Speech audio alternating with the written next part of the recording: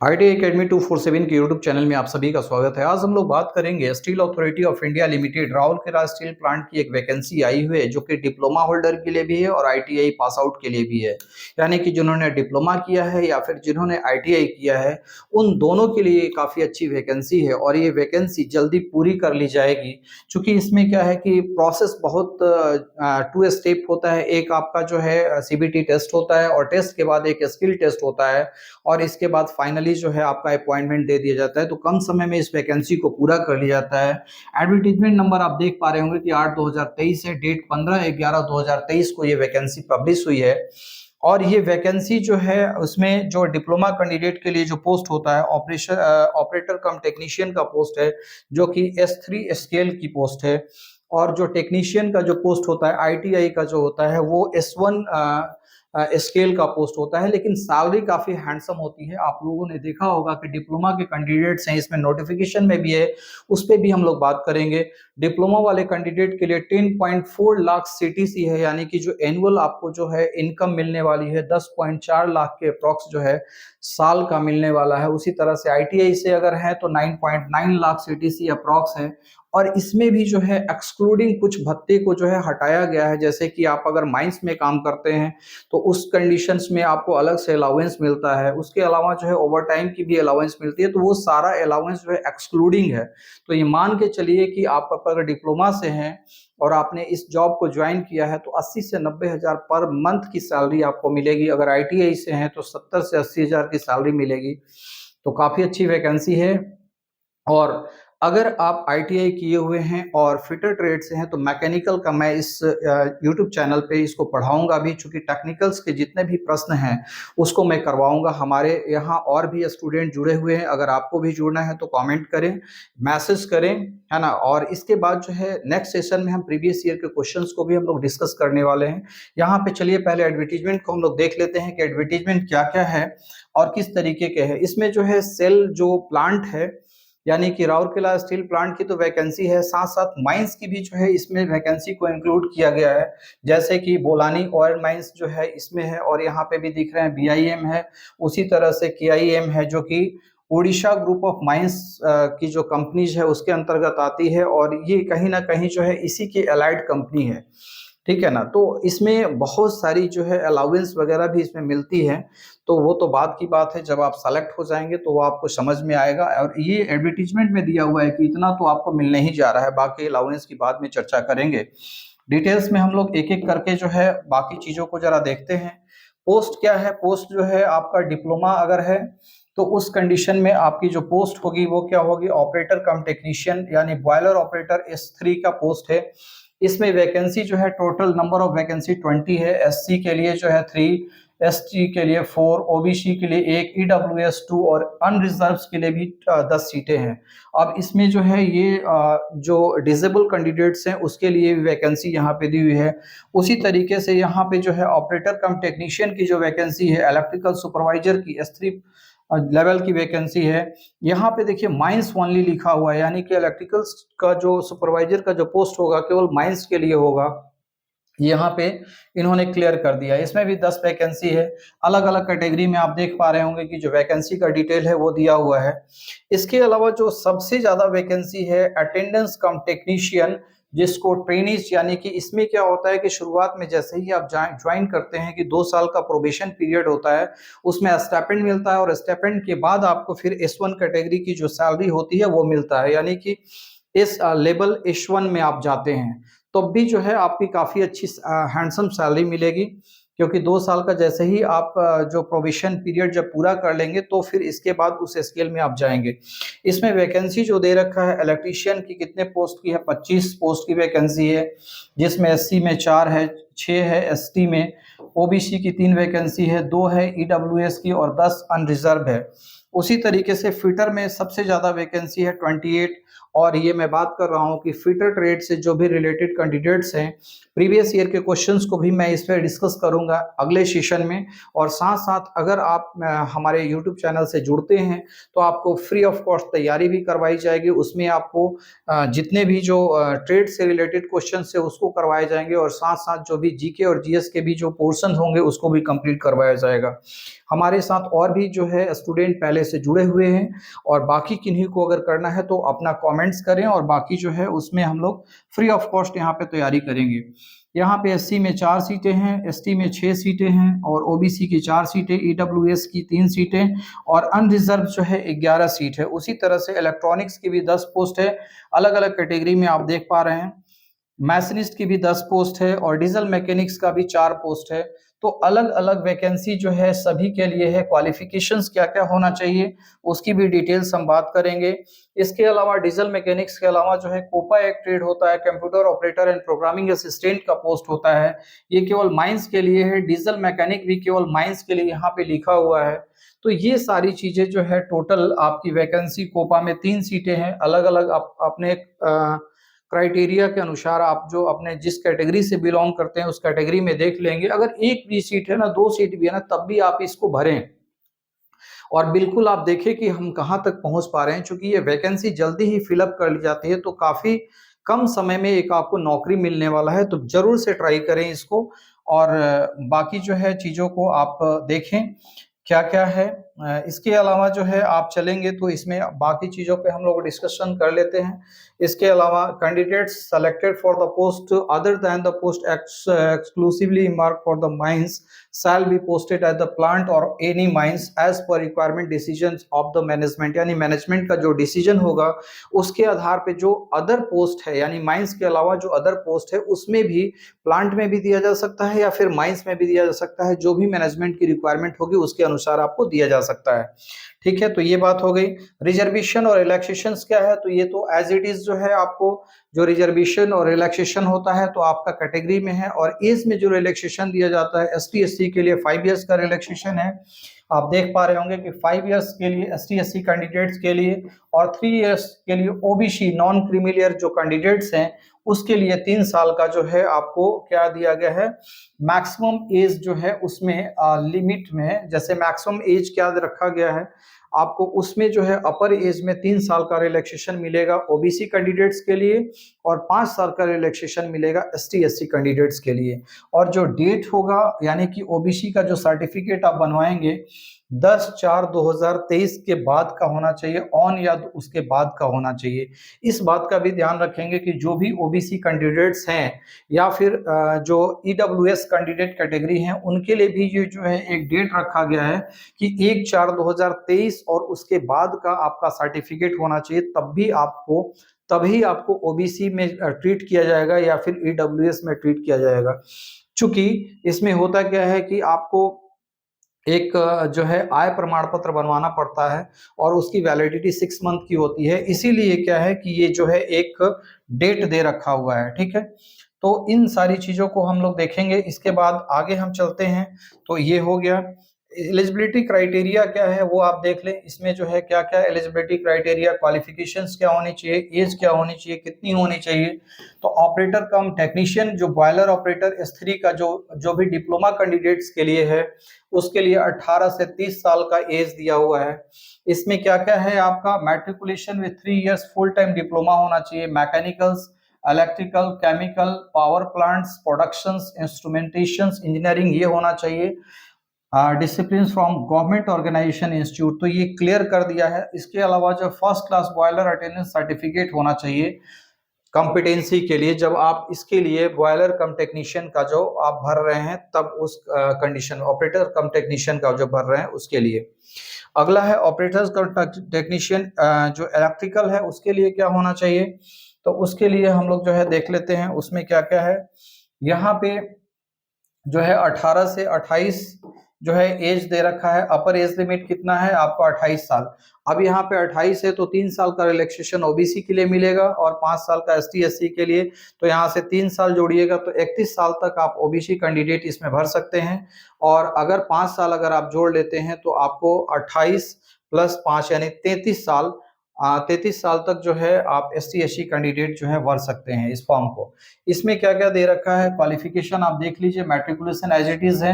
इसके बाद having valid electrical supervisor certificate mining of competency to work in mines, ये सारा चीज दिया हुआ है। चूंकि ये केवल माइनिंग की वैकेंसी जो एक्सक्लूसिव है, तो इसके लिए ये दिया हुआ है। तो ये आप एलिजिबिलिटी क्राइटेरिया देख लेंगे। मिनिमम 1 ईयर्स तो है पोस्ट क्वालिफिकेशन होना चाहिए। जो क्या क्या एक्सपीरियंस है इसमें, तो एक्सपीरियंस जो है ST LT systems installation, ST ST machinery equipments में काम होना चाहिए, गैजेट जो भी है। तो ये सारी क्वालिफिकेशन आपको दे रखी है। इस क्वालिफिकेशन को अगर आप रखते हैं, इस क्वालिफिकेशन आपका है, तो आप इस फॉर्म को भर सकते हैं। तो पहले आप देख लें कि क्वालिफिकेशंस क्या है। अगर क्वालिफिकेशंस आपके अकॉर्डिंग है तो इस फॉर्म को भरिए। काफी अच्छी वैकेंसी है। सबसे अच्छी वैकेंसी जो है आपको टेक्नीशियन अटेंडेंस कम टेक्नीशियन की वैकेंसी जो है, ट्रेनीज का पोस्ट है। ट्रेनीज का मतलब जब आप इसमें आपका रिक्रूटमेंट हो जाएगा तो सबसे पहले आपको 2 साल का प्रोबेशन पीरियड होता है, इसीलिए आपको ट्रेनीज कहा गया है।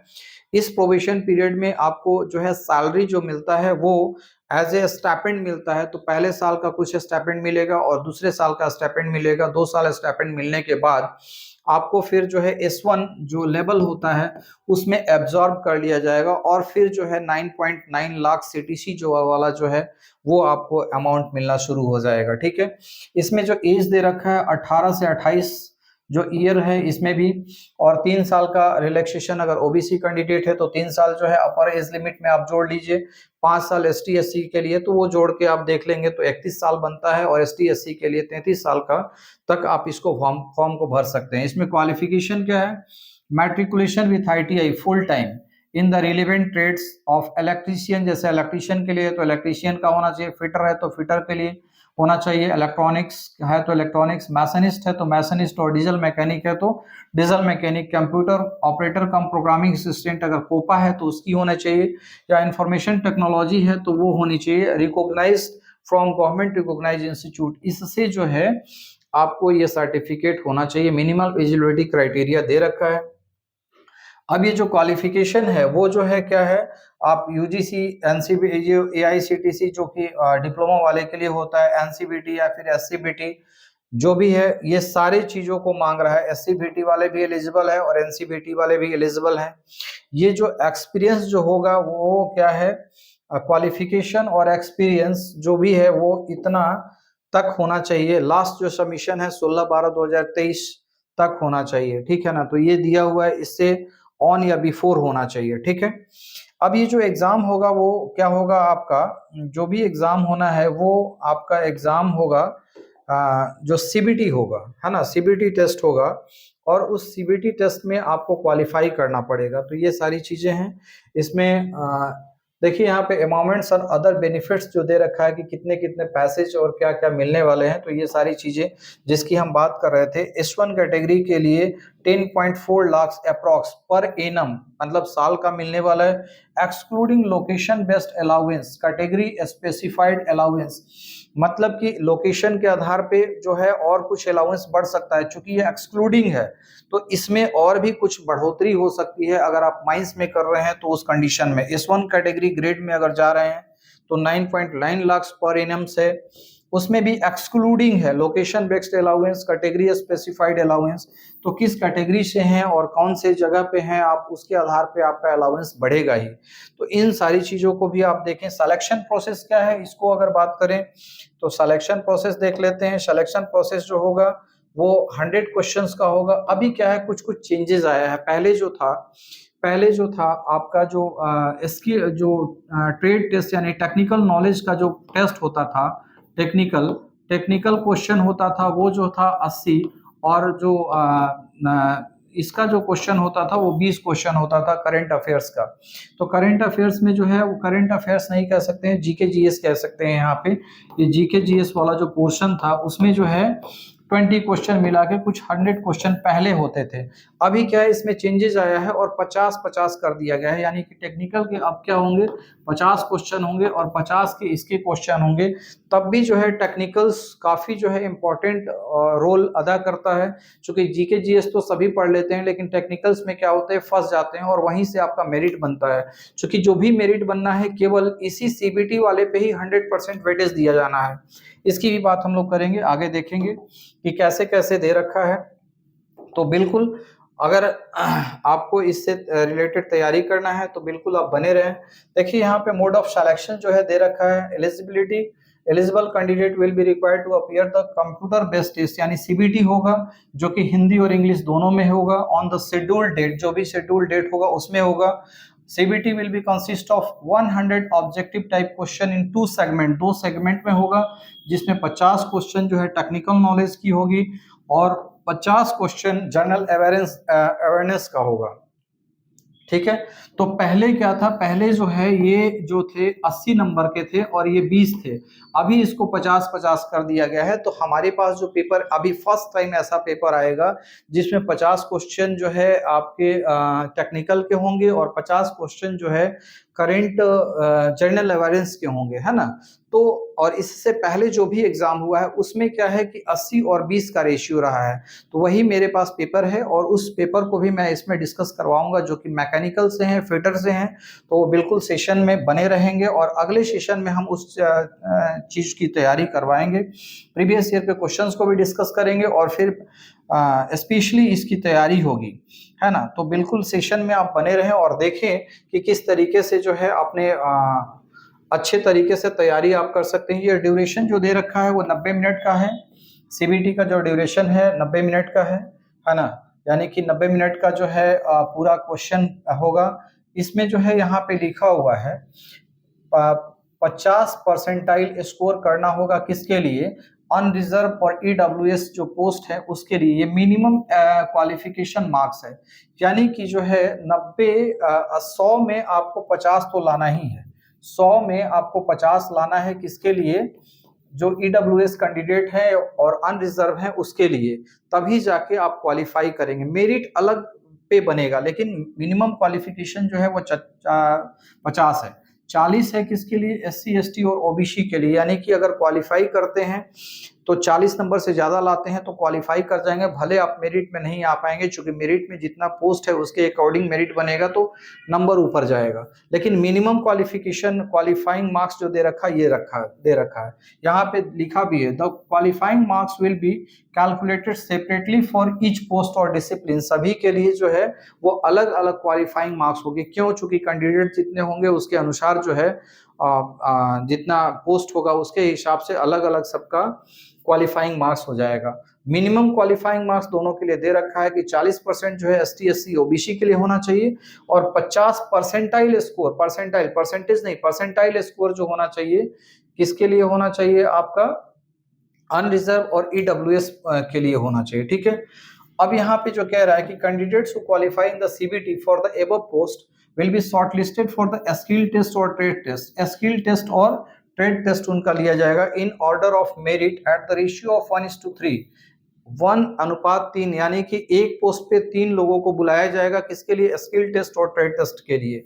If the cut off marks so arrived are obtained by more than one candidate, अगर दोनों का जो है cut off marks all of them will be called for a skill test or trade test, अगर cut off marks जो है ना अगर जिसका आ जाता है तो उन सारे कैंडिडेट्स को भी स्किल टेस्ट और ट्रेड टेस्ट के लिए बुलाया जाएगा, तो ये कट ऑफ मार्क्स एक बनाएंगे उसके हिसाब से करेंगे। यहाँ पे क्या skill test trade test will be of qualifying in nature, यहाँ देखिए एकदम स्पेशल लिखा हुआ है, इस चीज को आप समझ लें कि स्किल टेस्ट होगा और ट्रेड टेस्ट होगा वो क्वालिफाइंग नेचर का है, इस पे आपकी मेरिट नहीं बनेगी। मेरिट किस पे बन रही है, for final selections the weightage of the marks of the CBT will 100%, यानी कि जो वेटेज होगा मार्क्स का वो सीबीटी का होगा, उसका वेटेज जो है 100% होगा, उसी के आधार पे आपकी मेरिट बनेगी। केवल स्किल टेस्ट और ट्रेड टेस्ट में आपको क्वालिफाई कर जाना है, अगर आप इसमें क्वालिफाई कर जाते हैं तो अगर आपका अच्छा नंबर आता है तो सिलेक्शन पक्का है। जब जो कि सीबीटी वाले जो एग्जाम जो जिसमें जो दिया है आपने उसमें जो नंबर आ रहा है उसके ऊपर आपकी मेरिट बनेगी, ना स्किल टेस्ट और ट्रेड टेस्ट से मेरिट बनेगी। ये क्वालिफाइंग नेचर है, केवल इसको क्वालिफाई करना है, तो इस बात का भी जो है ध्यान रखेंगे कि आपको नंबर ज्यादा से ज्यादा कहाँ उठाना है, सीबीटी वाले पेपर में उठाना है। बाकी तो आप ट्रेड टेस्ट और स्किल टेस्ट पास कर ही जाएंगे अगर अच्छे ढंग से आपने आईटीआई और डिप्लोमा किया है तो। ठीक है, ये भी कह रहा है कि there is the tie in the cut off marks, अगर जहां पे टाई होता है वहां पे candidate with higher marks in the eligibility qualifications will be selected. तो जहां पे जो है दो कैंडिडेट्स का कट ऑफ मार्क्स सेम हो जाता है, वहां पे एलिजिबिलिटी क्राइटेरिया यानी कि जो मिनिमम एलिजिबिलिटी क्राइटेरिया नहीं, आईटीआई का जो मार्क्स है वो देखा जाएगा, उसका जिसका हायर होगा उसको सेलेक्ट कर लिया जाएगा। तो ये सारी चीजें हैं, ये सारी चीजें हम लोग यहाँ पे देख पा रहे हैं। अब चलते हैं आगे। इसमें जो है कैंडिडेट को क्या करना है, आपको ट्रेड टेस्ट जो देंगे, सीबीटी जो देंगे, उस समय जो है आपको बायोमेट्रिक और बाकी जो है, या फिर सीबीटी स्किल टेस्ट और ट्रेड टेस्ट जो भी होगा, उस समय बायोमेट्रिक जो है आपका लगाना पड़ेगा। तो वो सारी चीजें तो होती ही है, अभी सारे एग्जाम्स में भी सीबीटी एग्जाम्स में होते हैं। ये फिजिकल स्टैंडर्ड का है, ये मिनिमम है, ये सभी के पास जो है एक्चुअली में ये मीट आउट हो जाते हैं, इसकी ज़्यादा आवश्यकता नहीं है। एप्लीकेशन फीस जो है कितने कितने हैं इसको जरा देख लेते हैं। तो आपको ऑपरेटर कम टेक्नीशियन यानी कि डिप्लोमा वाले के लिए जो है 500 की फीस रखी गई है, और अटेंडेंट कम टेक्नीशियन को 300 की फीस रखी गई है। किसके लिए? जनरल, ओबीसी और ईडब्ल्यूएस कैंडिडेट का।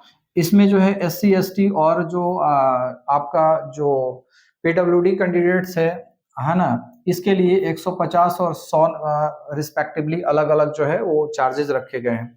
कैसे आपको करना है? तो नेट बैंकिंग और बाकी जो है उसके थ्रू करना है, प्रोसेसिंग फी अलग लगेगा। तो ये सारी चीजें हैं। टेस्ट सेंटर क्या होगा तो वो बाद में बताया जाएगा, जो भी होगा, है ना। टेस्ट सेंटर जो भी वेन्यूज होगा सीबीटी एग्जाम्स के लिए, तो एडमिट कार्ड पे छपाया आएगा, वो सारी चीजें हैं। अब अप्लाई कहाँ से करेंगे? तो अप्लाई के लिए ये वेबसाइट दे रखा है www.sailcarrier.com, यहाँ से आप कर सकते हैं। यहाँ पे जब जाएंगे तो आपको सबसे पहले क्या करना पड़ेगा, आपका रजिस्ट्रेशन करना पड़ेगा। न्यू रजिस्ट्रेशन कीजिएगा। रजिस्ट्रेशन करने के बाद उसमें क्या होगा, ईमेल आईडी और मोबाइल नंबर होना चाहिए एक अपना, तो वो रखिएगा, है ना। वो रजिस्टर्ड करने के बाद फिर आप फॉर्म फिलअप कीजिएगा, वो सारी चीजें आपको दी गई है। तो ये आप वेबसाइट का ध्यान रखें, www.sailcarriers.com पे है। इसमें कैरियर एक सेक्शन आएगा, वहां जाके आपको अप्लाई करना है। इसके अलावा जो है फोटो जो है क्या होना चाहिए, वो 50 केबी से कम का होना चाहिए। सिग्नेचर जो है 20 केबी से कम का होना चाहिए। तो इन सारी चीजों का भी ध्यान रखेंगे जब आप फॉर्म फिलअप करते हैं, क्योंकि बाद में ये क्या होता है कि समस्या आने लगती है। तो पहले से ये करके रखेंगे ताकि आपको दिक्कत ना हो किसी भी तरीके का, ठीक है। अब आगे देख लेते हैं। Skill test will be required to furnish, ये सारी चीज है, यानी कि जो डॉक्यूमेंट्स जो होगा, जो डॉक्यूमेंट्स जो या फिर डीबी जो होगा, डॉक्यूमेंट वेरिफिकेशन जो होगा, वो आपका ट्रेड टेस्ट के समय होगा या फिर स्किल टेस्ट है उसके समय होगा, ये सब लिखा हुआ है। Process of submission of application कैसे करेंगे? तो वेबसाइट के थ्रू जाएंगे। इसके बाद जो है कैरियर एक पोर्शन में आएगा, यहाँ जाने के बाद आपको कैरियर मिलेगा, यहाँ पे जाएंगे। वहां पे जाके आप लॉगिन वाले पोर्शन में जाके न्यू यूजर्स में आप करेंगे। अगर पहले से रजिस्टर्ड नहीं है तो न्यू यूजर्स में पहले आप अपने आप को रजिस्टर करें, फिर वन टाइम रजिस्ट्रेशन जो है वो कर लें। इसके बाद फिर रजिस्टर्ड यूजर में जाके आप फॉर्म को फिलअप करेंगे। और इसमें जो है ये सारी चीजें, आपका आईडी प्रूफ, यूजर आईडी आ जाएगा उसमें। जैसे ही आप एक बार न्यू यूजर्स करके आप अपने आप को रजिस्टर्ड करेंगे तो आपको यूजर आईडी और पासवर्ड भेज दिया जाएगा आपका मेल आईडी पे।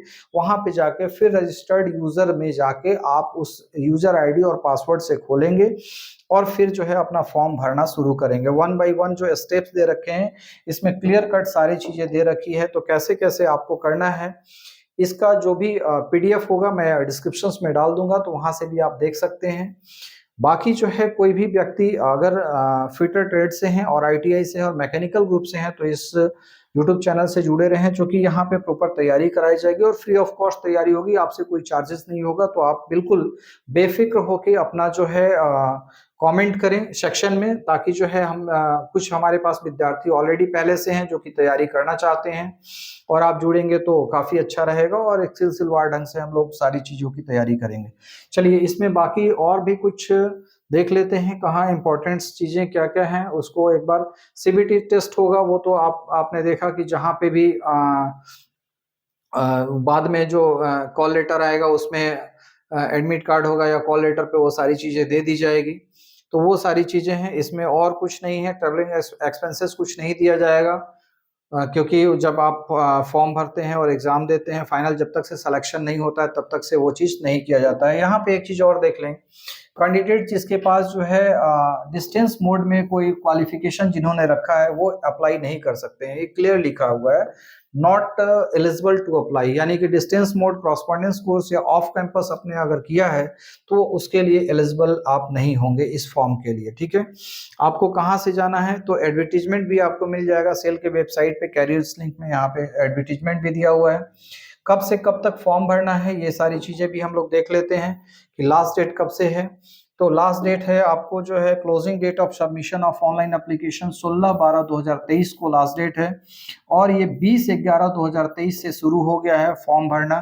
तो आप इस फॉर्म को भरें, और ये काफ़ी अच्छी वैकेंसी है, इतनी अच्छी अमाउंट में सैलरीज आपको नहीं मिलता है जल्दी। और इसमें भी टेस्ट क्या है, आपको केवल एक सीबीटी देना है और एक स्किल टेस्ट देना है। अगर आपकी अच्छी तैयारी है तो ये जो है पोस्ट आप ही के लिए है। तो चलिए फिर मिलते हैं नेक्स्ट सेशन में। अगले सेशन में हम लोग PYQ करेंगे, प्रीवियस ईयर क्वेश्चंस को करेंगे, जो कि सेल उड़ीसा का ही जो प्रीवियस ईयर का जो क्वेश्चन है उसको हम लोग करने वाले हैं। उसमें 80 क्वेश्चन टेक्निकल के हैं और 20 क्वेश्चन जो है करंट जनरल अवेयरेंस के हैं वो हैं। अभी क्या है उसमें कुछ चेंजेस लाया गया है, 50-50 कर दिया गया है, तो फिर हम लोग देखते हैं नेक्स्ट ईयर में। ओके, अभी के लिए इतना ही। Okay, thank you very much.